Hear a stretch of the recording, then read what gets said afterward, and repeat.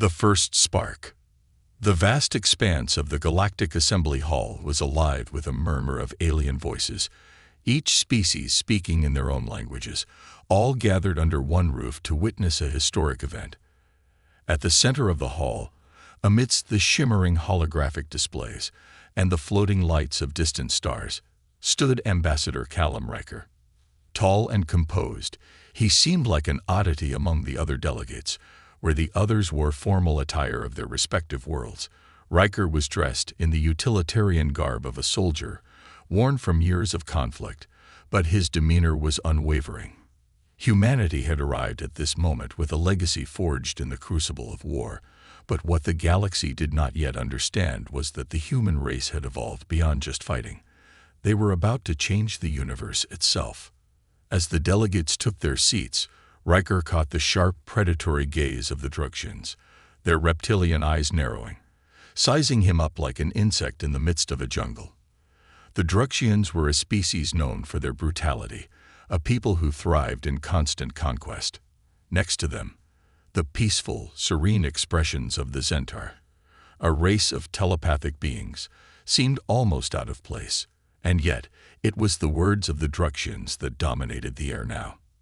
"I do not understand, Ambassador Riker," said Korath, the towering Druksian leader, his voice a deep growl that reverberated through the hall, "why your species, with its obvious military prowess, resists the proposal we have offered.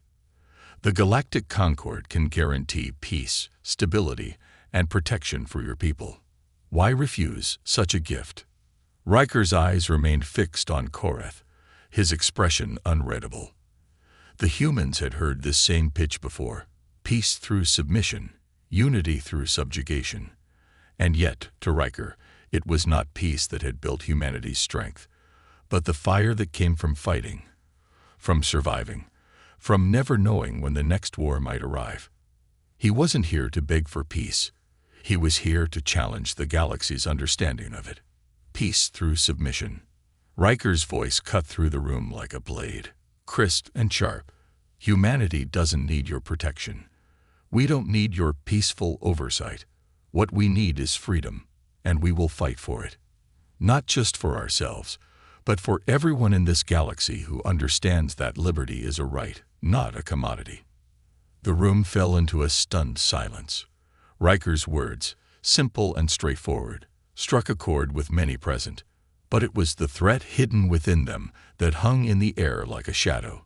Humans did not need the Concord's intervention.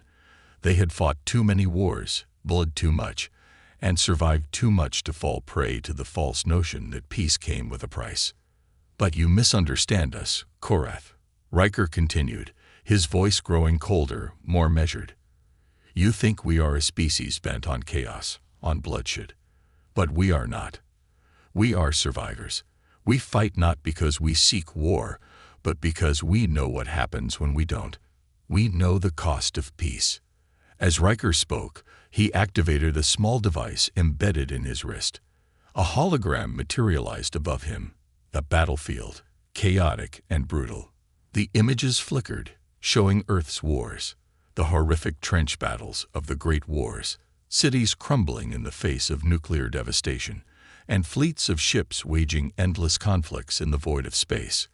The galaxy watched in stunned silence as Riker's voice accompanied the footage. "This is Earth's history," he said, his tone quiet yet full of resolve. "For over 2,000 years, we fought wars that consumed our lands, our people, our entire planet. But we didn't stop because we found peace. We stopped because we ran out of enemies." A shiver ran through the hall. It was a chilling truth, one that many in the galaxy were unwilling to admit. Humanity had seen the depths of war, fought in the trenches, in the skies, and beyond the stars themselves. They had witnessed the devastation of their own civilization, and somehow, against all odds, they had rebuilt. "Humanity does not fear war," Riker said softly, his gaze sweeping across the delegates. "We fear what happens when there is nothing left to fight for." Korath snarled, his claws clenching at his sides. "You speak of war as though it is an answer. We offer peace. and yet you reject it." Riker met his gaze, his expression unreadable. "Peace," he said quietly, "is not something you give us. It is something we will fight to protect. Ourselves, our children, and everyone who values freedom." The murmur of unease rippled through the galactic hall as many began to question the true nature of humanity. Were they truly as dangerous as the legends told? Or was there something deeper, something more profound behind their refusal to bend to the Concord? Korath bared his teeth, but Riker's gaze never faltered. "Understand this, Korath," Riker continued, his words measured but firm. "Humanity doesn't start wars. We finish them. If you push us into a corner, if you force us to fight for our freedom again, you will regret it. Not because we are savages, but because we are survivors, and we are united in our refusal to be ruled. Do not mistake our refusal for weakness. We are the storm you never want to face." The room remained tense, the air thick with a mix of fear and fascination. Korath's eyes narrowed, but there was no sign of the smug certainty that had marked his earlier words. The humans were not the mindless warmongers they had assumed. They were something more, a force of nature, unpredictable and unyielding.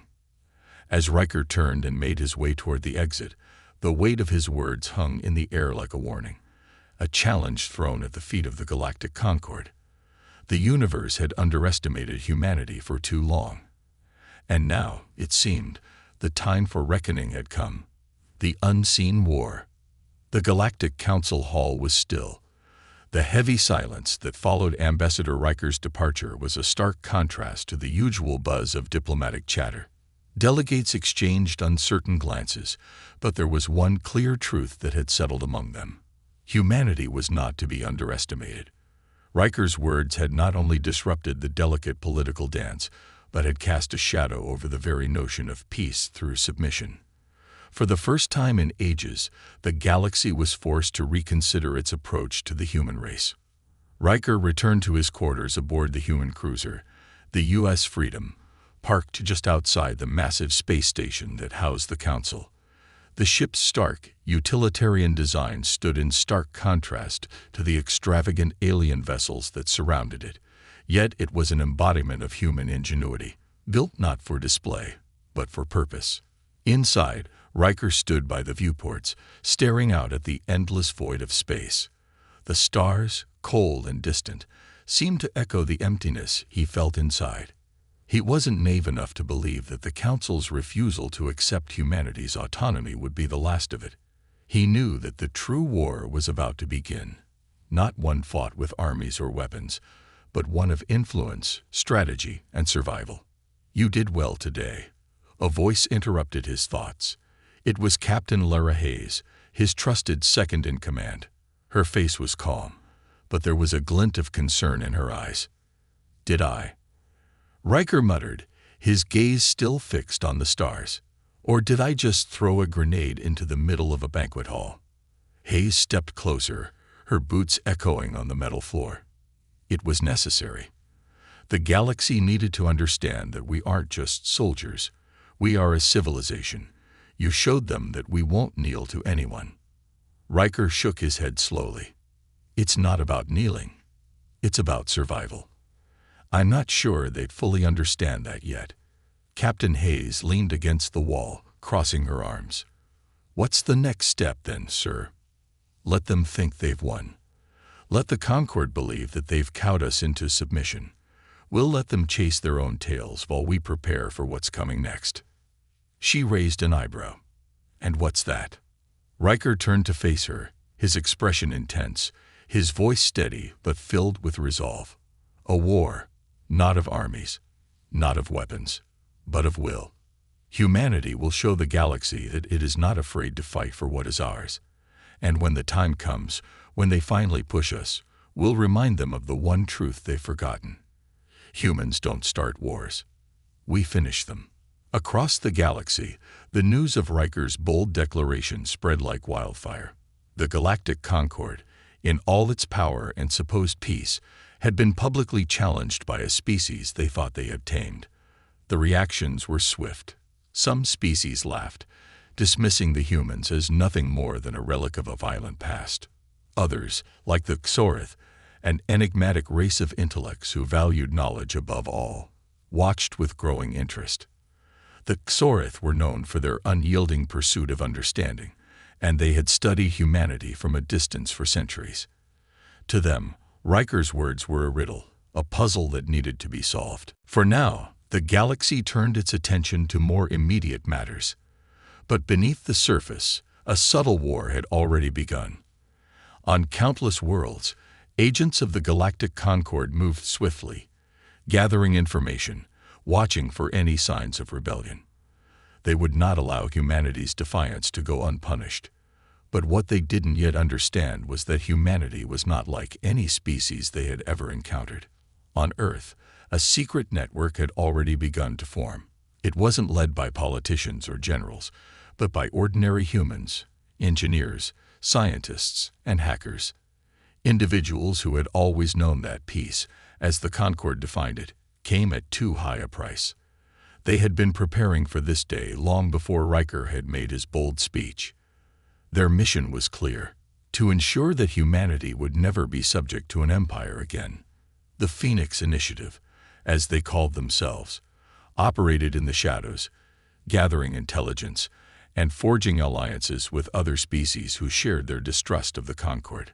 The Xorith had sent a quiet message, offering their assistance.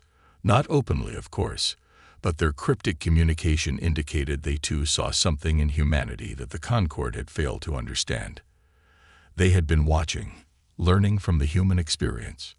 Meanwhile, on the front lines of space, the humans were not idle.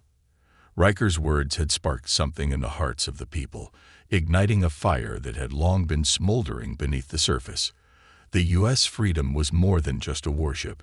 It had become a symbol, a rallying point for humanity's resistance.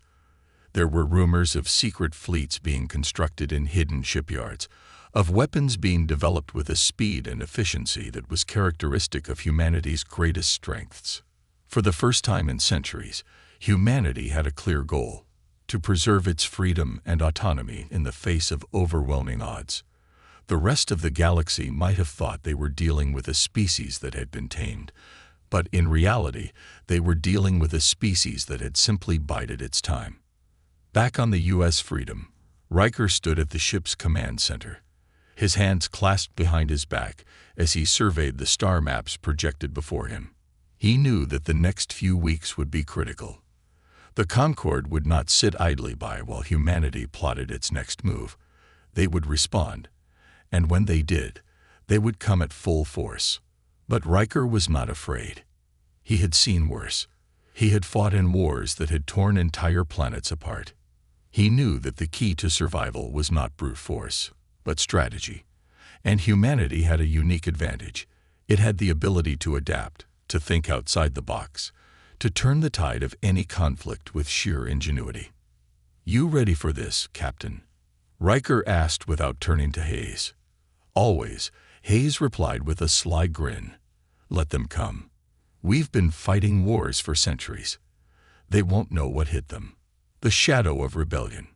The U.S. Freedom drifted through the dark void of space, a silent sentinel in the infinite sea of stars. The human ship had been under heavy scrutiny ever since Ambassador Riker's speech, but the Concord had underestimated the resilience of the human spirit. The crew of the Freedom had retreated into the shadows, knowing that it was only a matter of time before the first strike came. The Galactic Concord, as they had promised, was already making its move. An unseen war had begun. Captain Lara Hayes stood at the bridge, her hands gripping the edge of the control panel. The quiet hum of the ship's engines was the only sound that filled the room. For now, everything was calm, but Hayes knew that the silence was deceptive. It was the calm before the storm. "How long until we reach Zenter space?" Riker's voice cut through the tension, his calm demeanor masking the urgency in his eyes. 3 hours, sir," Hayes replied, her eyes flicking to the holographic display that mapped out their course. "We're on schedule. If the Xorith message is anything to go by, they'll be waiting for us." The Xorith. Riker had been in contact with them through encrypted channels, and their cryptic messages had carried an unmistakable sense of urgency. The Xorith had been studying humanity for centuries, and now they were ready to offer their support, but only if the humans could prove they were worthy of it. The Xorith were cautious, a race that valued intellect over might. They had made it clear that they would not intervene directly unless humanity demonstrated that they could stand alone in the face of the Concord. "I don't trust them," Lieutenant Tessa Collins, the ship's tactical officer, muttered from her station. "They've watched us for years. They're not exactly the type to take sides." "Everyone has a side, Lieutenant," Riker replied, his voice steady. "Even the Xorith. They just need to see the proof." The truth was, Riker wasn't entirely sure what to expect from the Xorith. They were not known for their military prowess, but their technological innovations were unparalleled. If humanity could gain their trust, it might turn the tide in their favor. But Riker knew that would require more than words. It would require action. "Captain," Collins interrupted, her voice tight with urgency. "We've got incoming ships. It's a recon unit from the Concord. They found us." Hayes' hand flew to the comm system. "All hands to battle stations," she barked. The crew moved quickly, the calm of moments ago evaporating in an instant. Riker's eyes narrowed. "They're testing us. This isn't an attack. It's a message. They're testing how we respond," Collins added. "If we don't fight back, they'll know we're too weak. But if we engage," her voice trailed off. Riker knew the risks. A direct confrontation with the Concord's forces would put them at a disadvantage, even with their advanced technology. The Concord had fleets that could outgun them 10-1. But humanity had never been one to back down from a challenge. "We don't engage," Riker said firmly. "Not yet. We need to send a message, but we're not going to fight their war on their terms." The crew of the U.S. Freedom was well trained, and the next few hours would test their resolve. The recon ships hovered at the edge of their detection range, scanning for weaknesses, probing for signs of aggression. Riker knew that if they responded with force, the Concord would use it as an excuse to escalate the situation. But if they ignored the threat, it would embolden their enemies. The U.S. Freedom remained still, a predator biding its time. Riker watched as the holographic image of the Concord's fleet flickered on the bridge display. The enemy ships were numerous, but they were not the problem. The real challenge was the political pressure building from every corner of the galaxy. The Concord would use this skirmish as an opportunity to rally support for their cause, to frame humanity as a threat that needed to be neutralized before it spread chaos across the galaxy. The tension was palpable. Riker glanced at Hayes, who met his gaze with a look of understanding. She knew what had to be done. They weren't just fighting for survival anymore. They were fighting for the very soul of humanity. If they could hold their ground, they might just convince the galaxy that humans had a future beyond war. After what felt like an eternity, the Concord ships finally turned away, retreating back into the shadows. The threat had passed, but the message had been received loud and clear. Riker knew that this was just the beginning. The Concord would not allow a rogue species to remain outside their control for long. They would come for humanity again, and next time, they might not be so subtle. "Prepare for departure," Riker ordered. "We're heading for Zentar space. It's time we meet with our allies and show them we're ready." As the U.S. Freedom adjusted its course, Riker couldn't shake the feeling that something deeper was at play. The Concord wasn't just trying to crush humanity. They were afraid. They had seen the human strength, their ability to adapt, to rise from the ashes of destruction, and they feared that the human spirit could never be fully controlled. This was more than just a battle for independence. This was a battle for the very future of the galaxy. Alliances in the shadows. The U.S. Freedom glided silently through the dark stretches of space, its engines barely humming as it entered the neutral zone between human and alien-controlled sectors. Captain Lara Hayes stood on the bridge, her hands clasped behind her back, her eyes fixed on the stars. She had seen the subtle shifts in the galaxy's political climate over the past weeks, whispers of rebellion stirring in places she never expected, reports of subtle movements from those who had once stood with the Galactic Concord. "Ready for the rendezvous, Captain," Lieutenant Collins reported from her console, her voice tight with anticipation. "The Zenter fleet should be just ahead." The Zenter. For a long time, they had remained neutral, observing from the sidelines, as if the galaxy's struggles were none of their concern. But the events surrounding Ambassador Riker's speech had caused a ripple, one that had caught the attention of the Zenter, who had long prided themselves on their telepathic abilities and a deep understanding of the universe's hidden truths. "They're not going to make this easy," Hayes muttered under her breath, but her voice was filled with certainty. The Zenter were powerful, but their true intentions were shrouded in mystery. Would they aid humanity, or would they remain distant, watching as others fought their battles? The tension on the bridge was palpable. The crew knew that the next few minutes could decide the fate of their entire mission. A missed signal, a misstep, and they could find themselves locked in a battle that could tear them apart. It wasn't just about the freedom anymore. The future of humanity, and possibly the galaxy, was at stake. As they approached the Zenter fleet, a hologram of a towering ethereal figure flickered to life in the center of the bridge. A being made entirely of light and energy. The Zenter leader, Zalzar, appeared before them, his telepathic presence so overwhelming that it was almost as if his mind had invaded their thoughts. "Welcome, humans," Zalzar's voice echoed in their minds, calm but filled with power. "We have watched your species for millennia, observed your rise and fall. Your defiance against the Concord has intrigued us." Riker stepped forward, his expression serious. "We seek your assistance, Zalzar. The Concord must not be allowed to control us, or the galaxy. We fight for freedom, for the right to choose our destiny." Zalzar's glowing form rippled with what might have been amusement. "You ask for our help, yet you have not proven your worth. The Concord's influence spreads like a plague across the stars. You are not the first to defy them, and you will not be the last. What makes you believe that you can succeed where others have failed?"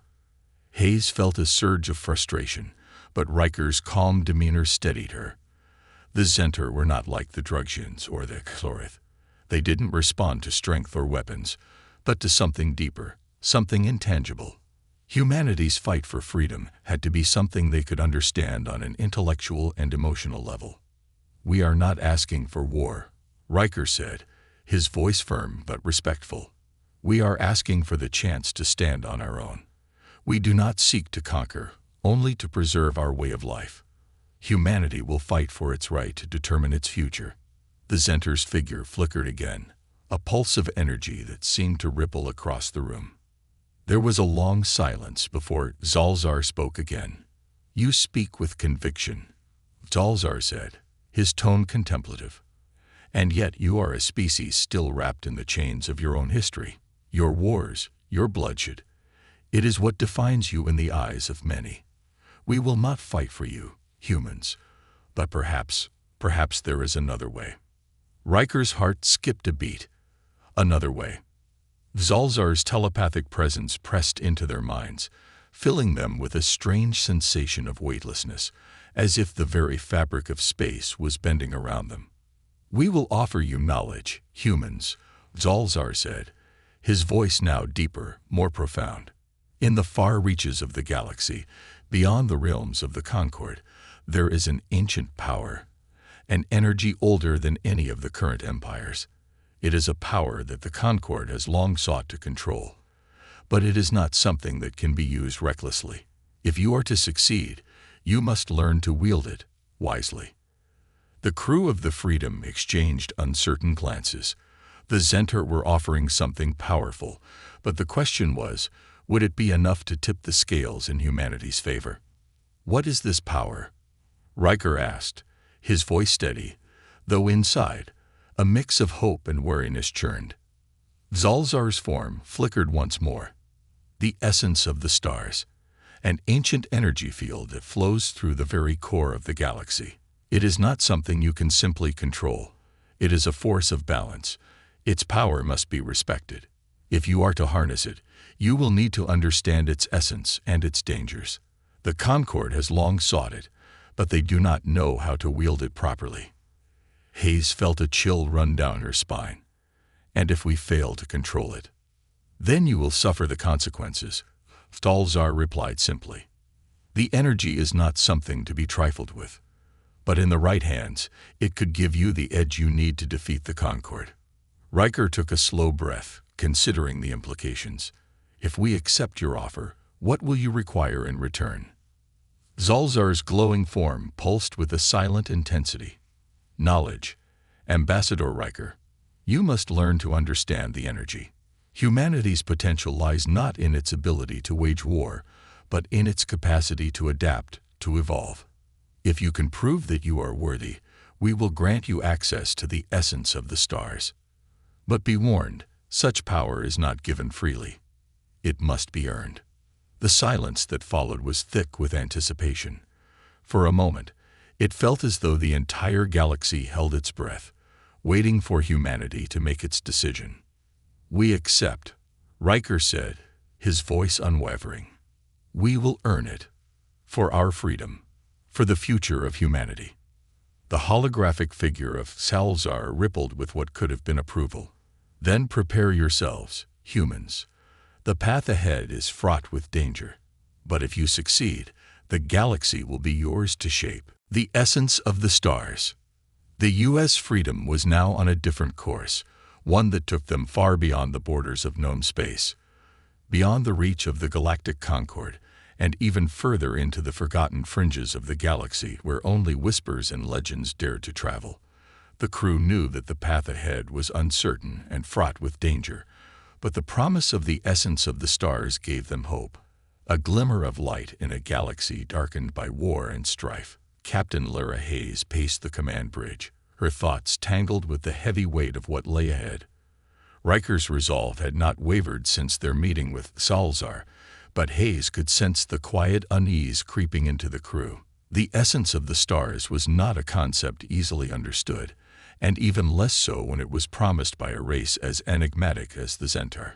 We're entering uncharted territory, Captain, Lieutenant Collins reported, her fingers dancing across the control panel. The star maps we've received from the Zentaur are old. Some of the coordinates are decades out of date. It's going to be a challenge to find the exact location of the essence. Keep searching, Lieutenant, Hayes replied, her voice firm, though uncertainty lingered in her chest. We'll find it. We don't have a choice. Riker stood by the viewport, his gaze fixed on the stars ahead. The endless void stretched before them like a canvas yet to be painted, and somewhere in that darkness lay the key to humanity's survival. He thought back to his conversation with Salzar. The Zentaur had been cryptic, as expected. They had offered humanity something that could change the course of the war, but they had not told them what the cost would be. Sir, Collins interrupted his thoughts, her voice tense. We're receiving an encrypted message from Earth. It's urgent. Riker's brow furrowed. Put it through. The holographic display flickered to life, and the familiar face of General Sophia Grant, his mother, appeared. Her expression was grim, and the weight of her words hit Riker like a punch to the gut. Callum, she began, her voice tight with concern. We've received intelligence from the Xorith. The Concord knows you're headed for the essence of the stars. They're mobilizing their forces. The fleet you're dealing with is no longer just a recon unit. They've sent a full armada. The news hung in the air, as cold and sharp as the space outside. The Concord had finally realized what humanity was up to.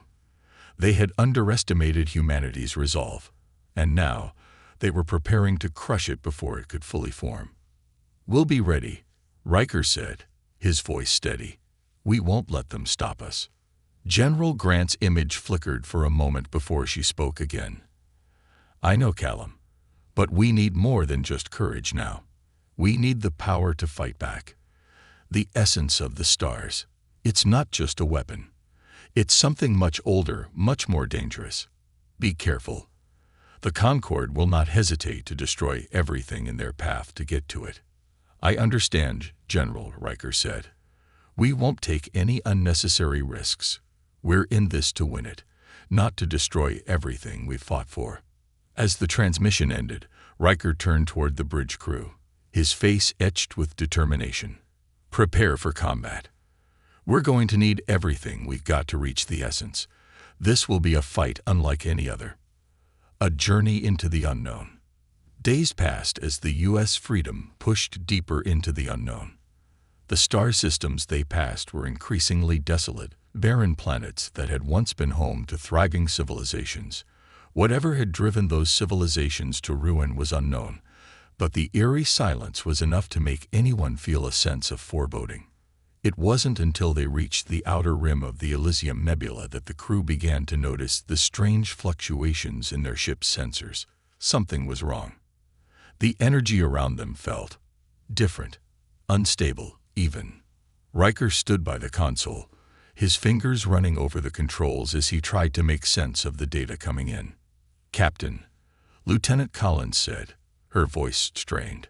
We're picking up an unknown energy signature. It's like nothing we've ever encountered. It's not from any known ship or station. And it's coming from the heart of the nebula. The nebula loomed before them, a swirling mass of gas and light, its colors shifting between shades of violet, blue, and green. It was beautiful, but the unnatural energy emanating from its core was unsettling. Riker knew they were getting closer to the essence, but something about this place felt wrong. Helm, Riker ordered, set a course for the center of the nebula. Slow and steady. We need to approach carefully. The ship edged forward, its sensors barely able to penetrate the dense cloud of gas surrounding the nebula's core. The deeper they went, the more oppressive the energy became, pressing in on them from all sides. It was as though the very fabric of space was bending under the weight of some immense power. Captain, we're almost at the source, Collins said, her voice barely a whisper. But I can't tell what we're dealing with. The readings are fluctuating too rapidly.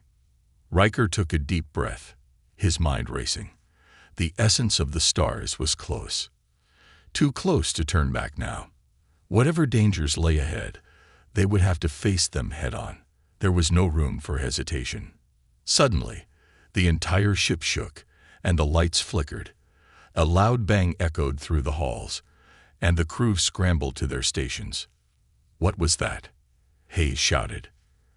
Unknown source, Collins cried. It's not the nebula. Something's out there with us. The ship rocked again, and Riker gritted his teeth. The essence was near, but now they were no longer alone. The galaxy's deadliest forces were closing in on them, and the battle for humanity's future had just begun. The storm beyond the nebula. The U.S. Freedom shook once more as it entered the heart of the Elysium Nebula, the swirling mists of energy growing denser with each passing moment. The crew's quiet unease had turned into palpable fear, the constant tremors sending ripples of discomfort through the ship. But Captain Lara Hayes stood unwavering at the helm, eyes focused on the growing energy signature ahead. Power levels are spiking, Lieutenant Collins reported from her station. The nebula's energy is interfering with our systems. I can't get a stable reading. The lights flickered as the ship's shielding struggled against the dense atmosphere. Riker stood beside the command chair, his gaze steady but his thoughts swirling with the uncertainty of their situation. The essence of the stars, that ancient energy Xalzar had spoken of, was close. So close, in fact, that the U.S. Freedom sensors were being overwhelmed. Every instinct Riker had screamed at him to turn back, to retreat into safer space. But there was no time. The Concorde's fleet was already on the move, and they could not afford to let their one chance slip away. Push through, Riker commanded. His voice was firm, though the weight of the decision pressed on him like a physical force. We're not turning back now. The ship shuddered again, this time harder. The deep hum of the engines was replaced by a new sound, sharp and dissonant. It was as though the very space around them was vibrating in response to some hidden force. Riker's heart pounded in his chest. "Captain," shouted Ensign Vance from the sensor console. "Something's coming through the nebula." "It's—" Before he could finish, the ship rocked violently, throwing the crew from their seats.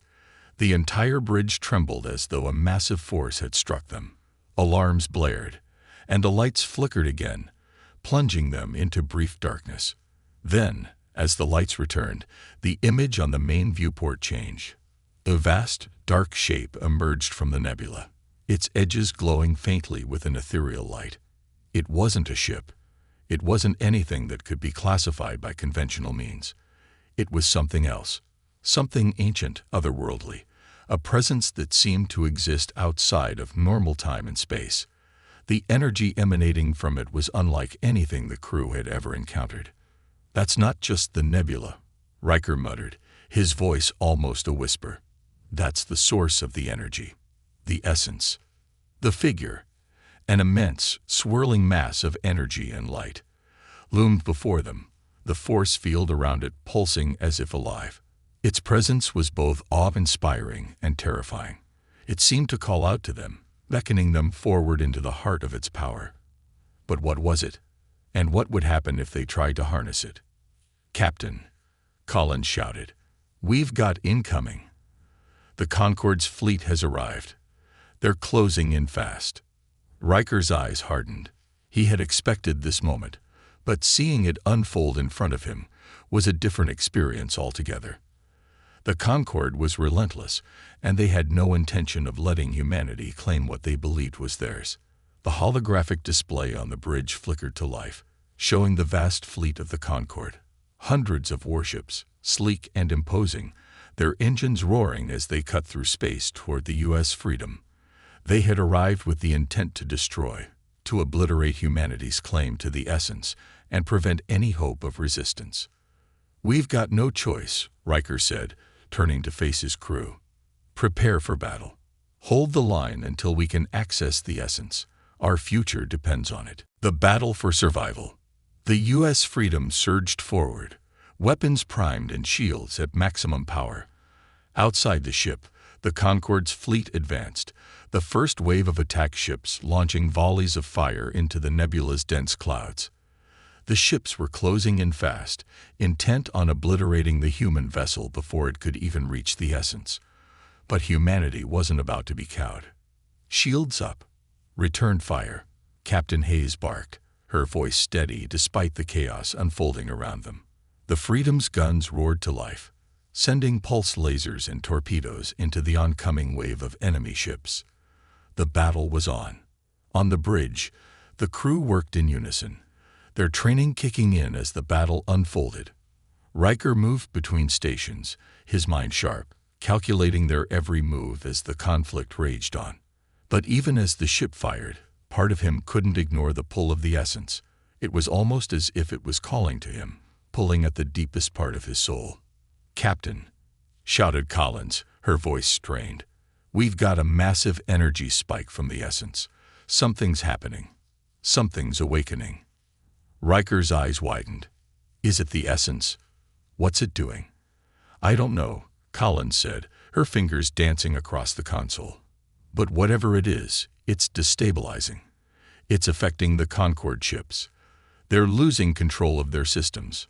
The Freedom screens flashed with readings. Concorde ships were veering off course, their engines sputtering, some even drifting uncontrollably in space. The energy from the essence was overwhelming their systems, scrambling their communications and weapons. "Now's our chance," Riker shouted. "We have to access the essence while they're vulnerable. Navigate toward the core of the energy. Move fast." The U.S. Freedom surged forward, cutting through the chaos of the battle as the crew navigated toward the glowing center of the nebula. The ship rocked as enemy fire tore through the hull, but they pressed on, the crew refusing to give in. Humanity's survival hinged on what lay ahead, the unseen cost. As they approached the heart of the essence, Riker's mind raced with the weight of their next step. The Zenter had warned them of the dangers, but they had also hinted at the power that could be unlocked. The power to fight back, to turn the tide of the war. But what would the cost be? Could humanity truly harness the essence without paying a price? "We're almost there," Hayes said, her voice taut with concentration. "Just a few more moments." The U.S. Freedom entered the core of the energy field, and the entire ship seemed to shudder as if it were being pulled into the very heart of the stars themselves. The presence of the essence was overwhelming. Its energy coursed through the ship's systems, flooding the crew with an intense, almost unbearable sensation. Riker felt the presence of the energy in his bones, in his mind, as if it was not just in the ship, but within him. Suddenly, everything went silent. The ship stopped moving. The battle outside had ceased. The Concorde ships were still, motionless in the wake of the energy field's influence. The essence had them in its grip. "Is it done?" Collins whispered, her voice filled with awe. Riker took a deep breath, his mind swirling with the implications. "No, it's just beginning."